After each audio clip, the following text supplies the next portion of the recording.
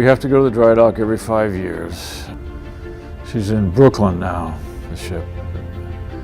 The ship has never been there in Brooklyn. It's the old Brooklyn Navy Yard. It has some big dry docks. It's run by GMD.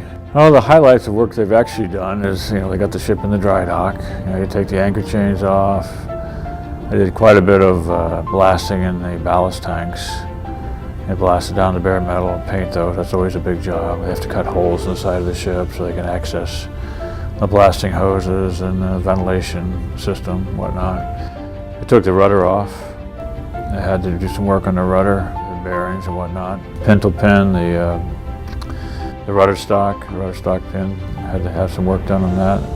That's a fairly big job. They take the propeller shaft out, check everything, take the blades off this controllable pitch propeller, check all those, put them back together, put it back in.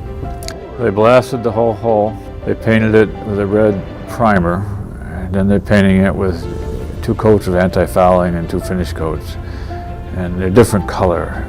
Like one will be black, one will be buff, so you can tell which one is being worn away.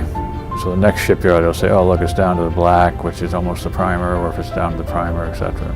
So they've done some pipe work, they've done stuff in the engine room, they've chipped and painted the whole engine room bilge. They're doing the shaft alley bilges.